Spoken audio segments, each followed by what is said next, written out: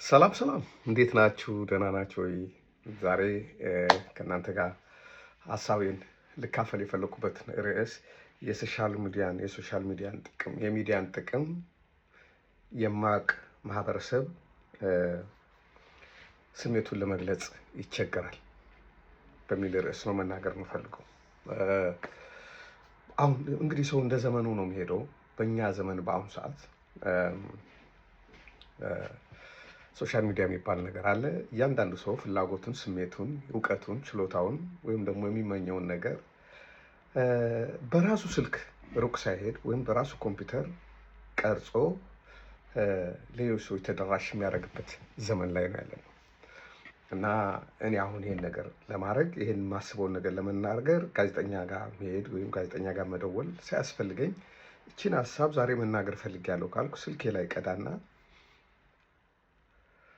ከዛ ባለኝ ገጽ ላይ ፖስት ሳደርገው 10 ሰው ይሁን 10,000 ሰው ይሁን 100,000 ሰው ይሁን የሆነ ሰው በእኔ ልክ የሆነ ተከታይ ባለኝ ልክ ሰው ጋር ይደርስና ያየዋልና ሀሳቤ ጥሩ ከሆነ ሰዎች ይጠቀሙበታል። ሀሳቤን የማይቀበሉ ሰዎች ደግሞ አንቀበለውም ይላሉ። እና አሁን እኔ ከወቅት ጋር መራመድ ከዘመን ጋር መራመድ በጣም አስፈላጊ ነገር ነው።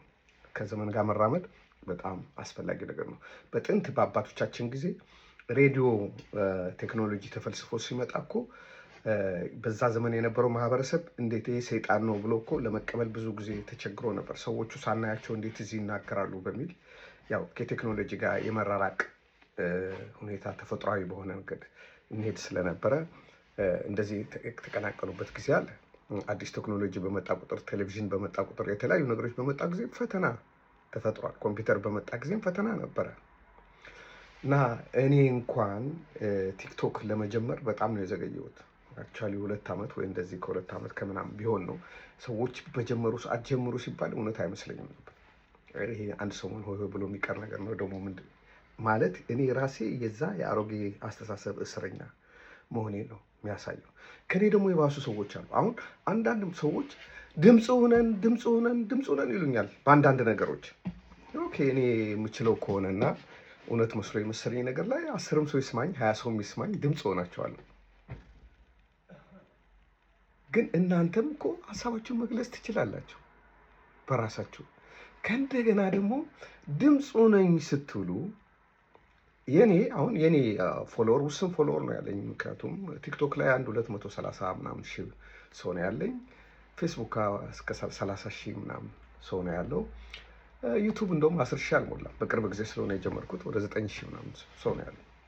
እኔ ሀሳብህን እንዳስተላልፍልህ ከፈለክ ለምን ሰብስክራይብ አታደርገኝም? ለምን ፎሎ አታደርገኝም? ነገ ችግር ሲገጥምህ ለምንድን ነው ፎሎ ማድረጋችሁ ሰብስክራይብ ማድረጋችሁ? ለእኔ ተደራሽነቴን ያሰፋዋል። እናንተ የፈለጋችሁትን ሀሳብ ያ ተናገርልኝ ያላችሁን ሀሳብ ለሰዎች እንዲደርስ አደርጋለሁ። ብዙ ተመልካች ባለ ቁጥር ብዙ ተጽዕኖ ትፈጥራለህ። ብዙ ፎሎወር ካለ ብዙ ተጽዕኖ ትፈጥራለህ።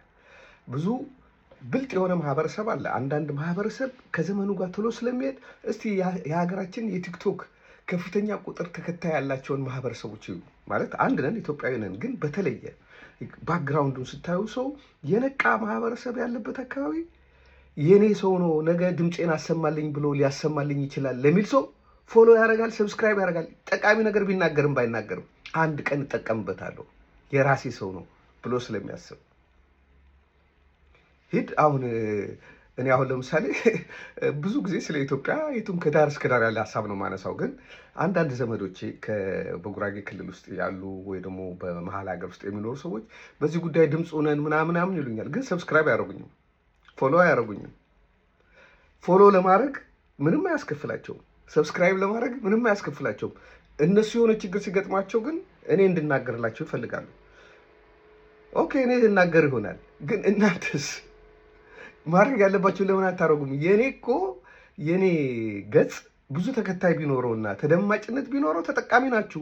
ነገ በመንደራችሁ ውስጥ ችግር ሲፈጠር እናገርላችኋለሁ። ህመማችሁን አውቀዋለሁ። ስሜቱ አለኛ። ሰው ምንም ቢሆን መነሻውን ሊክድ አይችልም።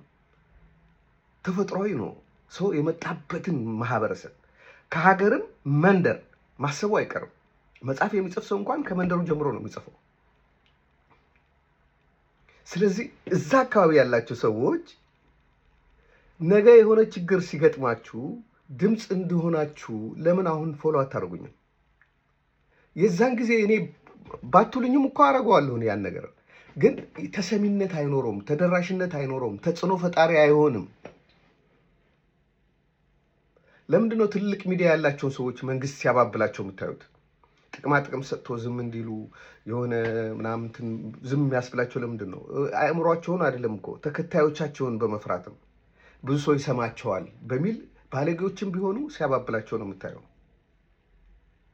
ነገ ችግር ሲኖርብህ እንዲጮህልህ የምትፈልገውን ሰው ማሳደግ አለብህ። እኔም ብቻ አይደለም ሌሎች ሰዎችም። ከአንዳንድ አካባቢ እኮ 1 ሚሊዮን ፎሎወር ያለው ሰው የለም። ወደ 10 ሚሊዮን የሚገመት በብሔር የሚጠራ ቦታ እያለ 1 ሚሊዮን ፎሎወር ያለው ሰው የለም።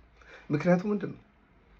እኔ በሁለት መንገድ፣ አንድ ጥቅሙ አለማወቅ ይመስለኛል። በሁለተኛ አይዶን ነው ምን አይነት ኮምፕሌክስ እንደሆነ አይገባኝም። እኔ አንተ ድምፅ ሆነኝ የምትለው ለምን አንተ ፎሎ አታደርገኝም? ሀሳቤን ባልተቃው ሁል ጊዜ መጥፎ ነገር ሁል ጊዜ ጥሩ ነገር ላልናገር እችላለሁ። ባልተመቸ ጊዜ አልተመቸኝም ብለህ ኮመንት አርግ። በተመቸ ጊዜ ጥሩ ነው በል ወይም ዝም በል። ፎሎ አርግ፣ ላይክ አርግ፣ ሼር አርግ። ሀሳቦች ጥሩ ሀሳቦች ሲሆኑ አንገትህን ነቅንቀህ ዝም አትበል፣ ለሌላ ሰው ይድረስ። አንተም ደግሞ ሞክር። ምናልባት አንተ ከኋላ ተነስተህ ከኔ የበለጠ ተከታይ ልታፈራ ትችላለህ። የተደበቀ እውቀት ሊኖር ይችላል። የተደበቀ ችሎታ ሊኖር ይችላል። መክሊትህን አልተጠቀምክም ይሆናል፣ አልተጠቀምሽም ይሆናል። ተበረታች። ግን ለሰዎች ቀና መሆን ያስፈልጋል። ሀሳቡን የሚገዛ ከሆነ ሀሳቡ የምትስማማበት ከሆነ ፎሎ ሼር አርግ። ካልተስማማህና ትክክል ካልሆነ ኦኬ።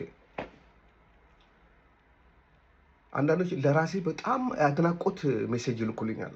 እንደዚህ ያልከው ምናምን ይሉኝና ይሄ ሰውዬ ፎሎ አድርጎኛል ቼክ ሳረግ ፎሎም አላረገኝም፣ ሰብስክራይብም አላረገኝም። አይስክሪሙ መላስ ብቻ ነው የሚፈልገው ሰው። ትንሽ ያችን ነገር መንካት፣ ያችን ቦተን ተጭኖ ሰብስክራይብ ማድረግ፣ ላይክ ማድረግ፣ ሼር ማድረግ። ብዙ ሰዎች ሲሉ ለምን ይላሉ ይሄ ንግድ አይደለም ል ነበረ። ግን በቃ እንትኑ የዘመኑ ስርዓት ነው። ሶሻል ሚዲያ እንደዚህ ማታረግ ከሆነ ፑሽ ያደርግሃል። ራሱ ፌስቡክ፣ ቲክቶክ፣ ሌሎቹም ፑሽ ያደርግሃል ለሰዎች እንድታነሳሳ እና ይጠቅማል የምትሉ ሀሳቤን የምትወዱ ሰዎች ዛሬ ዩቱቤም ገብታችሁ ሰብስክራይብ አድርጉኝ፣ ፌስቡኬም ፎሎ አድርጉ፣ ቲክቶኬንም ፎሎ አድርጉ። የሚጠቅም ከሆነ ካልሆነ እየሸነገላችሁኝ ነው ማለት ነው። ስላዳመጣችሁኝ አመሰግናለሁ። እግዚአብሔር ይስጥልኝ።